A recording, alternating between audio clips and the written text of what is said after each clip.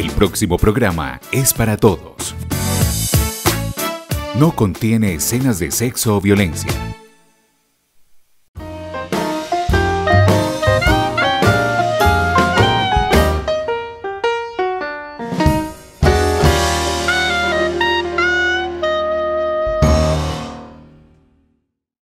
Televidentes de Tinteando con la Firma, buenas noches. Nuestro tinto de hoy, que es de Café La Manchuria, en honor a Colombia, no lo vamos a tomar con un invitado muy de la casa. Se trata de don Carlos Echeverry, con quien vamos a dialogar de un tema muy álgido por estos días, y más en esta época en la que estamos, y es de los impuestos, de la DIAN. Don Carlos, buenas noches y bienvenido a Tinteando con la Firma. Juan Carlos, y al canal, muchas gracias por la invitación. Al pueblo andino, pues los mejores deseos, y otra vez por acá en esta tierra que me vio nacer y a la que amo con el alma. Claro que sí. Don Carlos, quería pues aquí públicamente darle las gracias por haber aceptado la invitación a la anterior programa, porque la gente de verdad quedó muy complacida, muy inquieta con toda esa información que usted nos dio. Entonces espero que el de hoy también sea igual. Gracias, Juan Carlos, por ese reconocimiento. Yo diría que este programa es como la continuidad del otro, por la siguiente razón. El hecho de enfrentar positivamente a la Dirección de Impuestos Nacionales nos obliga a administrar nuestra propia vida, nuestros propios recursos. Los seres humanos somos muy dados a administrar lo del otro, pero no administramos lo que propio tenemos. Entonces les queremos informar de manera directa que se llegó la temporada para elaborar la declaración de renta y patrimonio. Esa temporada empieza desde hoy 9 de agosto hasta el 19 de octubre. 19 de octubre. Los vencimientos se dan a través de los dos últimos dígitos de la cédula de ciudadanía, que viene a ser el RUT de la persona natural. El RUT.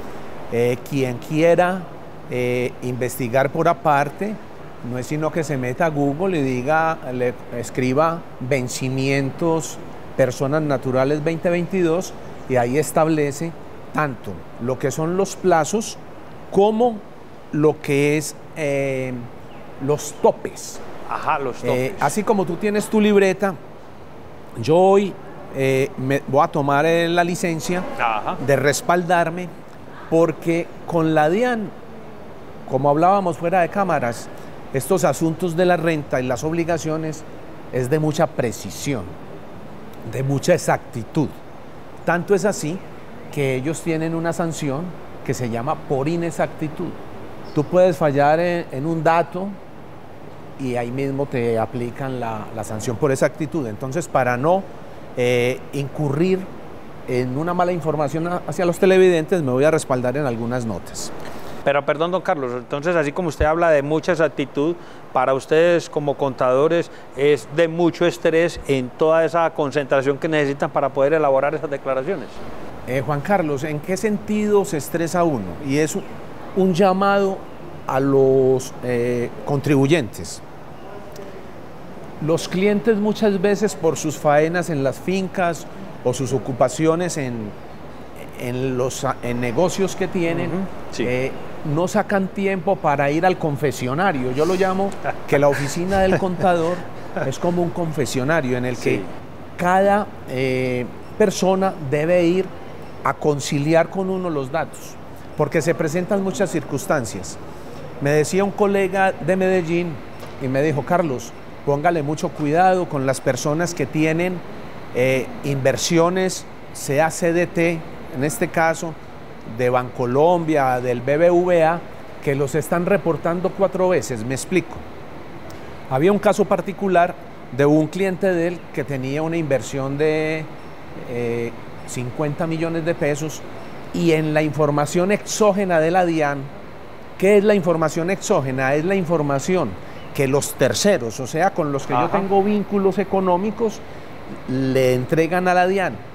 Se había presentado el error con estos bancos de reportarla 3 veces más. María. ¿Qué se presenta en este caso? Que si usted llega y en la declaración coloca los 50 y la DIAN pone 400 Imagínese. o 200, en este caso, perdón, claro.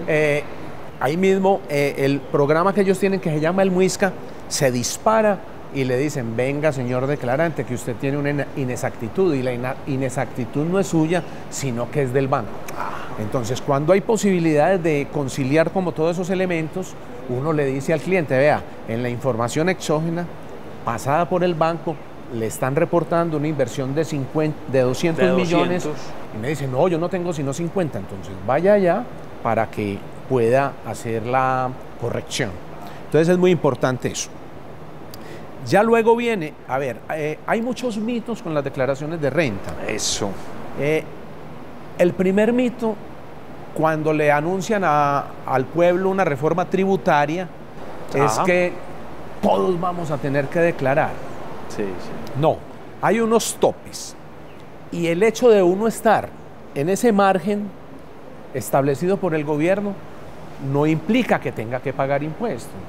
Entonces yo me voy a permitir a leer los topes establecidos este año. Pero perdón, don Carlos, quisiera que empezáramos, digámoslo así, por el principio. O sea, hay personas que, digámoslo así, ganan un mínimo o que ganan X cantidad de dinero y que todavía la DIAN no le ha mandado saludes, no lo ha reportado, digámoslo así, ¿sí? No le ha mandado una información en la que diga que, señor, bienvenido a reportarse o que ya tiene que ya está registrado ante la DIAN para que siga haciendo su reporte, no sé si es mensual, trimestral, ¿sí? Por eso yo quería hablar los topes, porque no solamente es el salario el determinante para declarar, hay varios determinantes. Excelente. Entonces los vamos a analizar uno a uno. Excelente. Para efectos de ilustrar a los televidentes. Perfecto. Y, por ejemplo, una persona que se gane el salario mínimo, pero tenga un patrimonio de 163.386.000 pesos, constituidos en una finca, en una casa de habitación, en un local comercial, debe declarar. Y se está ganando un salario mínimo. Está ganando un mínimo. Pero además obtiene ingresos por arrendamientos y la tiene arrendada. Pero el solo hecho de tener una propiedad que usted la puede mirar en el impuesto predial, en cuánto está el avalúo, y supera los 163.386, ¿cierto? O sea, como decimos, es superior, tiene que ser de 163.387 millones, estamos hablando, ¿cierto? Claro. Entonces ya esa persona tiene la obligación de declarar, pero no paga impuestos. Así se gane un salario mínimo. Así se gane un salario mínimo. Perfecto. El otro caso es cuando una persona tenga ingresos superiores, hablamos en dinero, de 50.831.000 pesos. Vea que, como dije al inicio, las cifras son exactas. Tienen que ser exactas. Por eso yo debo respaldarme, porque yo no les puedo decir a los televidentes de 50.800.000 y pico. Sería una irresponsabilidad mía, por eso traje el respaldo. Sí. Entonces, esos ingresos pueden ser provenientes ¿de qué tipo? De una asignación salarial o laboral, por honorarios de prestación de servicios, por arrendamientos, por intereses, por generación de dividendos. Sí. Entonces, mire que son varios elementos los que hay que contemplar ahí para decir, puede que no tenga la propiedad de 163.386.000 pesos, pero tiene ingresos superiores a 50.831.000, que a ojo de buen cubero dividido esos 50.831.000 da un salario de 4 millones pasaditos, ¿cierto? Sí. Entonces esa persona que se gana, tiene una asignación laboral o tiene ingresos superiores a 4 millones aproximados, ya tiene una obligación de declarar. No tiene obligación de pagar impuestos. Simplemente es declarar, que es muy diferente a pagar. Sí. Hay otro asunto. Bueno, con respecto a esos ingresos superiores a 50.831.000, eso se tiene que dar en una bancarización, ¿cierto? Es decir, que me ingresen a mi cuenta, que hayan sido reportados a la DIAN, que los cánones de arrendamiento sean consignados al mismo banco, ¿cierto? Todo lo que sea reporte. Porque si usted como persona natural me paga unos intereses a mí, supongamos de 4 millones y pico, pero usted no declara, no hay obligación. Y ese dinero no pasó por un no pasó banco. por el banco, ¿cierto? Distinto es que usted declare y yo declare. La norma lo dice de una manera exacta. Deudas de fecha cierta, así lo denomina. ¿En qué consiste la fecha cierta? Que para que la DIAN me tenga en cuenta a mí esa deuda, usted y yo nos debimos haber acercado a una notaría a registrar esa letra de cambio o ese pagaré o el documento de respaldo.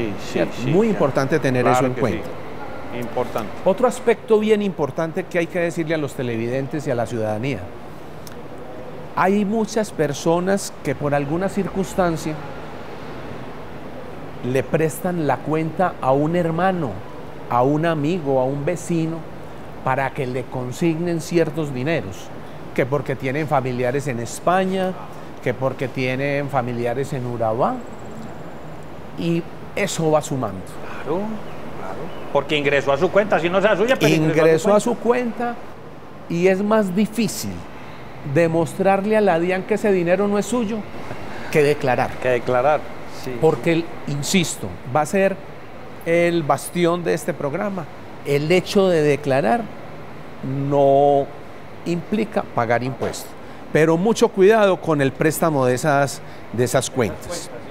Bueno, hay otro aspecto bien importante que son las compras y consumos que hayan sido superior a ese mismo tope de 50.831.000. Me explico. Hay personas que compran con tarjeta crédito, ¿cierto? Claro. Hay algunos que lo difieren a un mes por ganarse en el mes y no les cobran los intereses, que es el ideal dentro de la inteligencia financiera. Ajá. Muy distinto cuando uno compra con una tarjeta de crédito y la difiere a 12 meses. Eso. Usted está pagando las cosas al menos el 50% de más. Y insisto, como este programa es continuidad de la educación financiera, Ajá. Lo ideal. Antes de acabarse el gobierno, la anterior Junta del Banco de la República, haciendo frente a lo que se viene y se ha venido detectando en el mundo, que es la inflación, ha tenido que subir 4 veces las tasas de interés. Las tasas de interés. Hoy las tasas de interés están por las nubes. Según las noticias, no se veía desde el 2015 más o menos que las tasas de interés estuvieran tan altas. Entonces, ¿cuál es el consejo a la gente? No utilizar tarjeta de crédito si no es exclusivamente para financiarlo a un mes. Ajá. Porque no se le cobra interés. Entonces, pero perdón, Carlos, o sea que con sus palabras, así como usted dice, meterse en un crédito con una tarjeta de crédito a 12 meses es lapidario. Y fuera de eso, si usted va a hacer un préstamo hoy, es costosísimo. Igual con los créditos, tiene razón, gracias por tocar el tema. Así como los constructores hoy han tenido que comprar hierro a muy alto costo por la guerra de Ucrania y Rusia, las tasas de interés también están muy altas para los que están comprando vivienda, así sea de interés social o que no sea de interés social, porque todo se ha incrementado. Claro. Entonces, volviendo a lo de las tarjetas de crédito, hay gente que gasta y gasta y no suma. Y usted se ha gastado 50.831.000 pesos, ya tiene que declarar. Cuando hablamos de esos 50 millones, estamos hablando de en un año. En un año, en el año fiscal. ¿El año fiscal empieza cuándo? El calendario fiscal o año fiscal se llama desde el 1 de enero al 31 de diciembre de cada año. Excelente. En el año 2022 que estamos, vamos a declarar todos estos topes si se pasan desde el 1 de enero del 2021 al 31 de diciembre del 2021. Otro aspecto que determina la ley son las compras y consumos que hayan sido superiores al tope que hemos venido recalcando, que son los 50.831.000. Sí. Hay una cosa bien importante. También está obligado a declarar, lo dice la ley, las personas que han sido responsables de IVA. Me explico. Era muy común tratar el tema de a qué régimen pertenece usted. Y en otra hora decíamos, pertenezco al régimen simplificado y al régimen común. Eso lo seguimos utilizando por una costumbre. Por costumbre, pero según la norma ya no se llama así, se llama responsable o no responsable de IVA. ¿Qué es ser responsable o no responsable de IVA? Ser responsable de IVA es usted vender productos que tengan IVA o prestar servicios que tengan IVA. Y el gobierno también tiene unos topes para ello. Para los responsables de IVA, en el año 2021, tengo el dato acá consignado, está en 127.078.000 pesos. ¿Solo de impuesto de IVA? Sí, los que hayan sido responsables de IVA, o sea, en los términos que hablábamos ahora, los del régimen común. Volviendo a como se determinaba antes, los del régimen simplificado no tienen obligación de declarar. Pero si usted retuvo cantidades superiores a 127.078.000, también debe presentar declaración de renta. Bueno, el último aspecto a considerar es cuando usted le han hecho retenciones en la fuente, por ejemplo. ¿Qué es la retención en la fuente? La retención en la fuente es un pago anticipado del impuesto. Voy a hablar de un caso específico o de dos. Si yo percibo ingresos provenientes de cánones de arrendamiento pagados a través de una agencia de arrendamiento, la agencia recibe el canon y hace una retención establecida en una tabla y la informa a la DIAN. Ese es un saldo a favor que usted tiene. Entonces usted tiene la potestad, así no haya llenado los requisitos anteriores, presentar la declaración de renta en caso tal de que la retención haya sido muy considerable, porque usted tiene un saldo a favor que puede solicitar la devolución. O también se puede dar que para el año fiscal del 2021 no tenga que presentar declaración, pero en el año fiscal 2022, que lo vamos a hacer en el 2023, tenga que presentar la declaración. Insisto, si es una cuantía considerable, se presenta la declaración. Muy bien. Un aspecto que también debemos tener en cuenta, así como el ser humano, la sociedad de consumo le ha obligado a tener un historial crediticio, también ciertos créditos exigen tener una fundamentación muy seria como es una declaración de renta. Me explico. Si usted va a hacer un crédito en un banco, le piden, entre muchos aspectos, la certificación de ingresos, que se puede comprobar a través de un extracto bancario, a través de una certificación de un contador público, o a través de la declaración de renta. ¿Por qué razón? ¿Qué estaba pasando? Que la gente hacía créditos fundamentados en malos cálculos o en mentiras. Y los bancos o las instituciones que venden propiedad horizontal o hacen créditos comerciales se estaban quedando, como llamamos en el argot popular, pegados de la brocha. No había a quién caerle.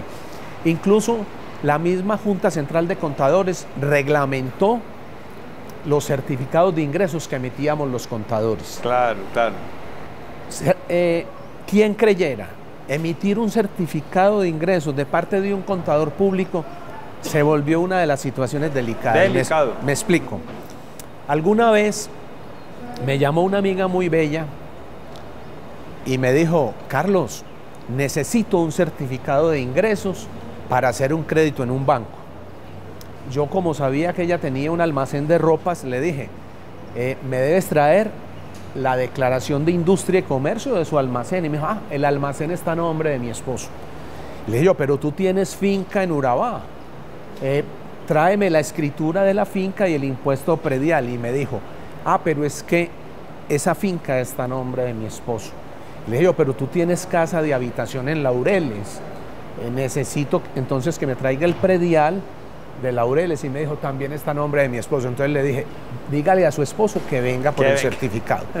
Uno no puede emitir, parece una charla, pero es algo muy serio. En el caso tal de que yo le hubiera hecho un certificado de ingresos a esa persona, yo estaba mintiendo. Yo le estaba faltando a la ética. El contador público es un notario público. Sí, sí. Sé de un caso de un compañero cuando trabajé en la Contraloría Departamental que cayó a la cárcel. ¿Qué pasó? Emitió un certificado de ingresos sin tener fundamentación por ayudarle a un amigo. Hizo el crédito con el banco y a los 6 meses estaba declarado en quiebra. Ahí mismo la DIAN y el banco entabló la demanda y comprobaron que cuando él emitió ese certificado no tenía asidero económico. ¿Qué quiero yo y por qué hago como ese énfasis? Para que ustedes tengan consideración con el contador. El contador no puede hacer lo que ustedes digan. El contador tiene que hacer en certificados de ingreso y declaraciones de renta lo que ustedes demuestren, porque eso lo investigan. Entonces, insisto, la Junta Central de Contadores establecieron una normativa para generar un formato especial de certificación de ingresos y un tiempo prudencial de archivo de esa fundamentación del certificado. Perfecto. Uno pide como honorario por un certificado, porque eso depende de lo que se vaya a certificar. No es que un certificado de ingresos tenga un precio único. Así como por las cosas que usted tiene que certificar, yo le puedo pedir 150. Yo le digo, en Medellín no te firman un certificado de ingresos por 150.000 pesos. Te pueden pedir 300, 500. Por las implicaciones que eso tiene, es que usted deja un historial con el certificado. Y hago énfasis en esto porque también tiene que ver con los créditos hipotecarios como con las declaraciones de renta. Entonces, así las cosas, ahí pudimos establecer los rangos para efectos de usted determinar si tiene la obligación de declarar. Bueno, perdón, don Carlos, pero entonces, volviendo al tema, como lo decía usted al inicio del programa, el confesionario, o sea, ustedes están, como se dice, están poniendo su pellejo en favor de ese cliente que, como dice usted, le está pagando 300, 400, 500.000 pesos por un certificado y están confiando en lo que esa persona está diciendo. Entonces, ustedes están poniendo su pellejo ahí por esa persona. No se puede hacer, no se puede confiar. Uno tiene que emitir el certificado con documentos ciertos y lo tiene que guardar en el archivo de su oficina, sea digitalmente o físicamente. Ajá, perfecto, sí. Muy bien. Volviendo a lo de las declaraciones de renta, uno puede decir, bueno, ¿qué pasa si yo tengo la obligación de declarar? Porque cumplo siquiera uno de esos parámetros establecidos por la DIAN y no lo hago.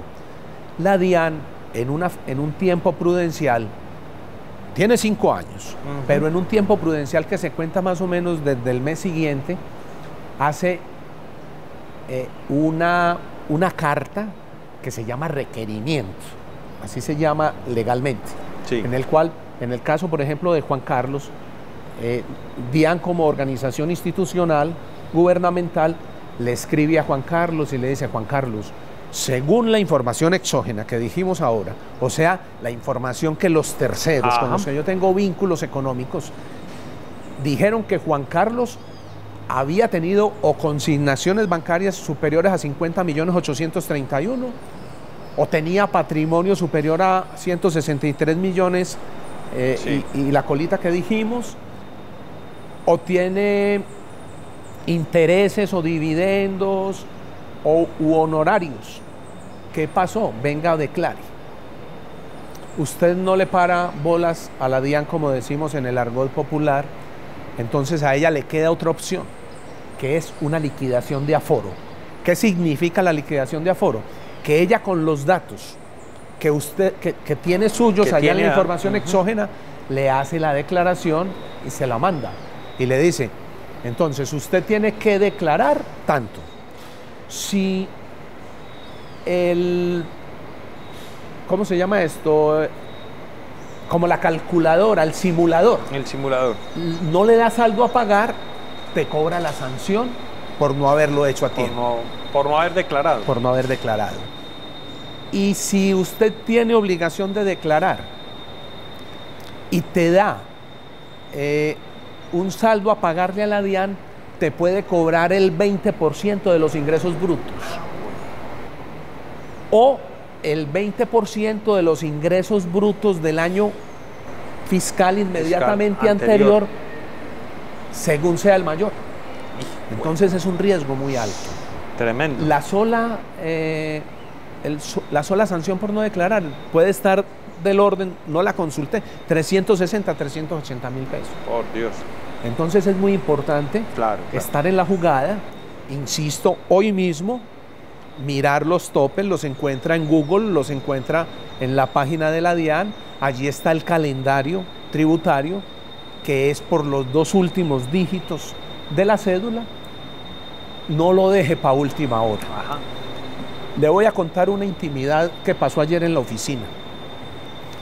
Empezamos a hacer la declaración de un cliente porque se venció y yo le dije al asistente de oficina, no la dejemos para mañana porque la mañana yo ya la tengo comprometida.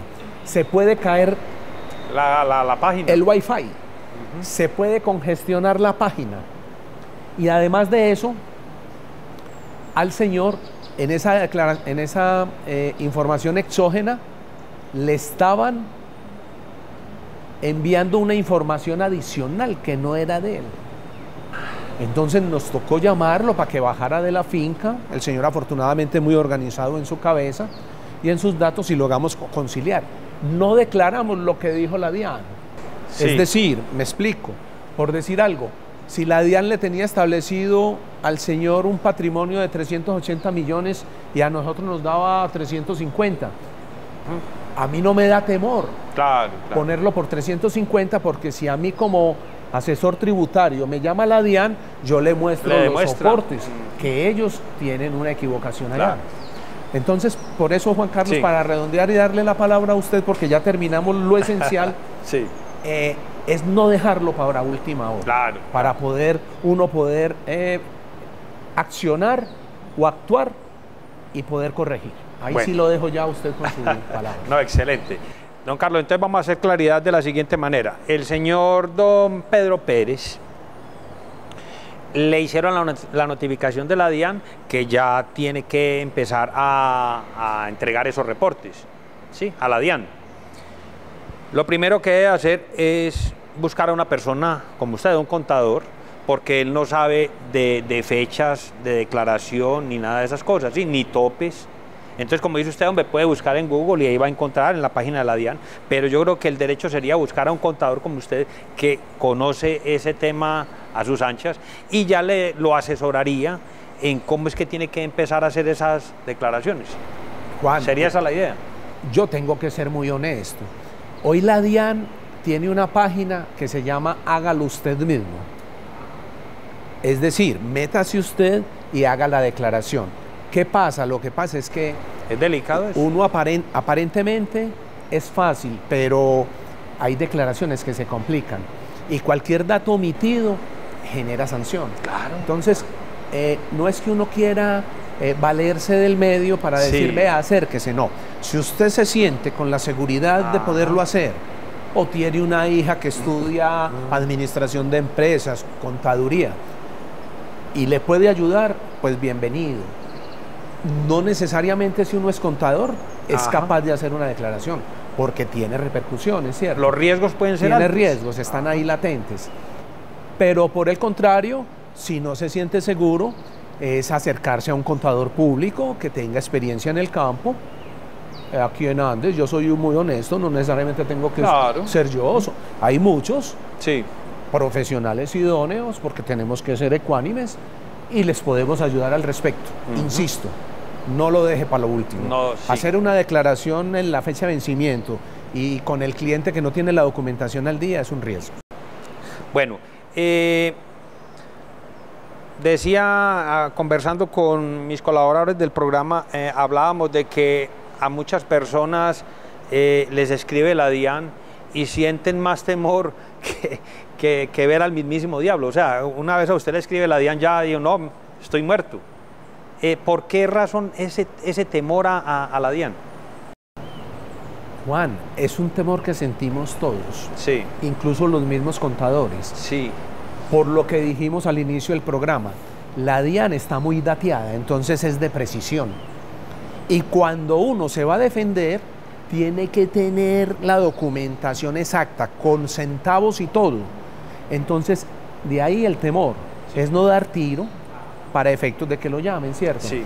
Pero no siempre el hecho de que lo llamen a uno es que lo van a condenar, claro, es que lo van a escuchar. Acuérdese Ajá. que hay un principio del derecho que dice que nadie puede ser condenado sin ser escuchado. Sin ser escuchado. Entonces ellos lo llaman a uno a descargos. Ajá. Para que uno determine, ya sea por el caso personal o por el caso de un cliente, llaman al cliente y entonces ya uno procede y demuestra. Si la DIAN tiene razón, hay lugar a la sanción. Claro. Bueno, don Carlos, es una pregunta un poco, ¿qué? Delicada por la costumbre como colombianos que somos, y es el hecho de que nos encanta ocultar para no tener que pagar, ¿sí? Y lo ha dicho usted desde el inicio del programa. Eso es una piedra en el zapato para ustedes como contadores, que los clientes traten de ocultarles, inclusive a ustedes mismos los contadores. Es cierto, Juan. Volvemos a la palabra del confesionario. Ajá. El cliente tiene que ser muy honesto con uno. Uh-huh. Le voy a manifestar un ejemplo. Alguna vez me pasó a mí con un cliente que de acá del suroeste, que le pedí todas la documentación, que es bastante larga. Sí. Yo la hubiera querido leer, pero no quiero abusar de las cámaras para que toquemos un tema al final que tú estás interesado, sí, que me dijiste. Entonces le dije, caballero, tráigame todos los certificados de las ventas de café y Pancoger. Oiga. Ese Pancoger admite muchas acepciones idiomáticas. Ejemplo, maíz, ajá, cacao. Ajá. El señor me llevó la certificación y no llevó ninguna otra certificación. Llevó la certificación de la cooperativa, de caficultores y de algunas agencias de café. ¿Qué pasó? Se quedó un dato que a él se le había olvidado pasar. Había vendido maíz en una cooperativa de venta de maíz. Afortunadamente no había sido una cuantía muy considerable. Y a pesar de que después yo me di cuenta, y yo le dije, mejor señor, don Carlos, se me olvidó. A uno no se le puede olvidar. Por esa razón. Porque usted tiene la opción de que la DIAN coja por rangos, con el programa que ellos tienen que se llama el MUISCA, establecen un rango. Por ejemplo, en ese caso, ese año él no cayó en el rango. Pero si hubiera caído en el rango, ahí mismo le mandan un requerimiento y le dan una sanción por inexactitud. Por eso, estos asuntos tributarios y de educación financiera uno los debe planear con mucha antelación. Don Carlos, entonces ahí se aplica ese refrán que dice, el que inocentemente peca, inocentemente se condena. Y con un agravante. Sí.